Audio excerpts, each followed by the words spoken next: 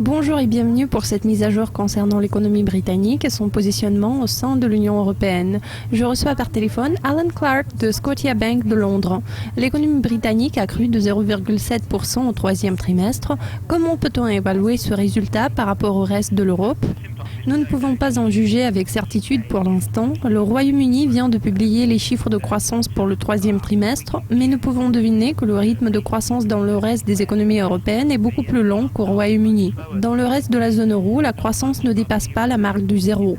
Alors l'économie britannique se porte beaucoup mieux, même si nous observons un certain ralentissement par rapport au rythme précédent de 0,9% enregistré plus tôt cette année. Le rythme courant peut être jugé beaucoup plus rapide que celui qui est observé dans l'ensemble de l'Europe. Il n'y a pas de quoi faire un drame. Quelles sont vos prévisions quant à la conjoncture britannique dans des intervalles plus longs? Peut-on s'attendre à un rebond solide et à quel point? Je crois qu'on a atteint le meilleur taux de croissance qu'on ait pu espérer.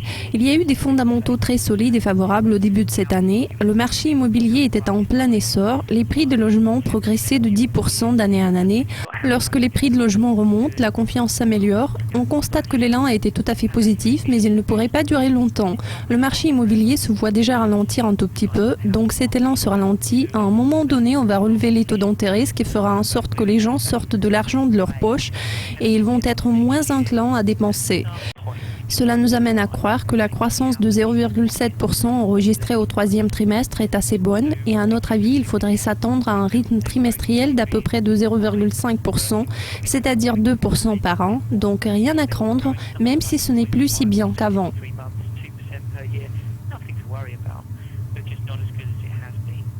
David Cameron a annoncé aux membres du MPC que le Royaume-Uni n'avait pas l'intention de payer les 1,7 milliard de livres sterling supplémentaires exigés par l'Union européenne. Que pensez-vous de la demande de l'UE ? C'est assez marrant car une situation pareille arrive tous les 10-15 ans lorsqu'on effectue le calcul ou plutôt le recalcul des chiffres de croissance du Royaume-Uni. Cela va de même pour les autres pays de l'Union européenne. Le seul hic, c'est qu'il faut que tous ces chiffres soient calculés de la même manière. Comme nous nous souvenons tous, cette année, les chiffres du PIB ont été calculés de manière révisée compte tenu des activités illégales telles que la prostitution, les drogues, etc.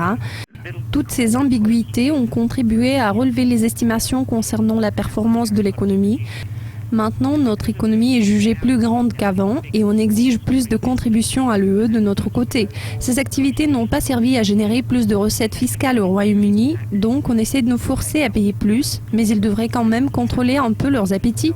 Voilà pourquoi toute cette histoire me paraît tout à fait amusante. Il est difficile d'imaginer à quoi tout ça va aboutir. Alain, merci beaucoup. Cela conclut notre aperçu portant sur le Royaume-Uni. Restez à l'écoute de Dukascopy TV pour plus d'infos à ce sujet. Au revoir.